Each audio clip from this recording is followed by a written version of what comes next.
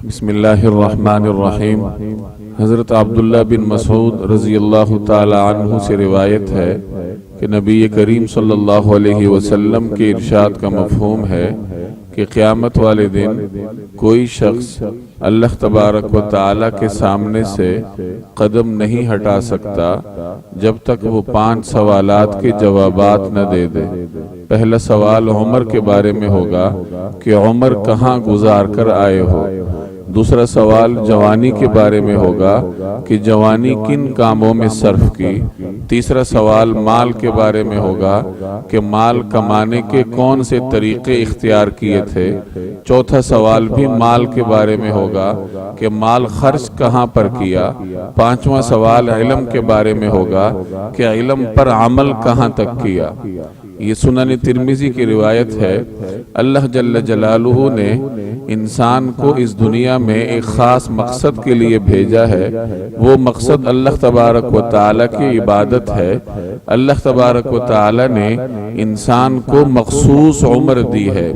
جیسے ایک آدمی یہاں سے کراچی جاتا ہے سفر کے لیے، راستے میں جتنے بھی اسٹیشن آئیں، ہر اسٹیشن کے آنے کا مطلب یہ ہے کہ سفر تھوڑا رہ گیا ہے۔ اسی طریقے سے انسان بھی ایک سفر پر ہے، پیدائش سے لے کر موت تک، اور جب کوئی سال گزرتا ہے اس کا مطلب یہ ہوتا ہے کہ ایک اسٹیشن گزر گیا۔ تو جب بھی انسان پر کوئی سال گزرے تو اسے غور و فکر کرنا چاہیے کہ میرے سفر کا ایک اسٹیشن اور گزر گیا، میرا سفر مزید کم رہ گیا، میں نے اس سفر میں کیا حاصل کیا، پورا سال اللہ تبارک و تعالی کی کتنے عبادت کی، اللہ جل جلالہ کی اطاعت کے کتنے کام کیے۔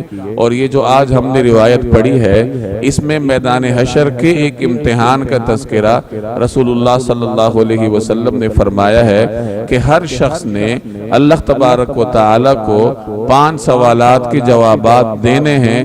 جب تک وہ یہ جوابات نہ دے دے اس وقت تک وہ میدان حشر کے دربار سے ہل نہیں سکتا۔ پہلا سوال عمر کے بارے میں ہے۔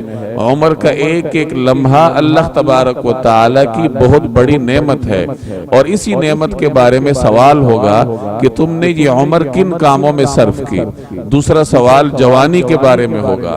یہ جوانی کا امتیاز ہے کہ عمر کے سوال کے بعد جوانی کا سوال الگ سے ہوگا، ورنہ جوانی عمر میں آ جاتی ہے، لیکن جوانی کی اہمیت اتنی زیادہ ہے کہ اللہ تبارک و تعالی نے ایک جوان آدمی کو تمام قوتیں اور توانائیاں عطا کی ہیں، اس کے جسم کے تمام اعضاء درست کام کرتے ہیں، اور یہ اس کے لیے آزمائش ہے کہ وہ ان توانائیوں کو اللہ کی اطاعت میں صرف کرتا ہے یا اللہ کے خلاف استعمال کرتا ہے۔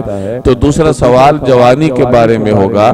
تیسرا اور چوتھا سوال مال کے بارے میں ہے کہ مال کمایا کیسے، کہیں سود تو نہیں کھایا، جوا تو نہیں کھیلا، کسی کا حق تو نہیں مارا، کہیں حرام تو نہیں کماتے رہے۔ چوتھا سوال بھی مال کے بارے میں ہے کہ خرچ کہاں پر کیا۔ پانچواں سوال علم کے بارے میں کہ جو ہم نے تمہیں علم دیا، چاہے تھوڑا ہو یا زیادہ ہو، اس پہ کہاں تک عمل کیا۔ اب یہ ایک اور سال میرے اور آپ کی زندگی کا ختم ہونے کو ہے۔ ہم سب کو غور و فکر کرنا چاہیے، محاسبہ کرنا چاہیے کہ یہ جو ہم نے سال گزارا ہے، ان 5 سوالات کی اس سال کے دوران ہم نے کہاں تک تیاری کی ہے۔ نئے سال کی آمد پر خوشیاں نہیں منائی جاتی، محاسبہ کیا جاتا ہے، غور و فکر کیا جاتا ہے کہ میرا سفر کم رہ گیا ہے، ایک اور سال گزر چکا ہے، میں نے کہاں تک اپنے آخرت کے امتحان کی تیاری کی ہے۔ اللہ تبارک و تعالی مجھے اور آپ کو عمل کرنے کی توفیق عطا فرمائے۔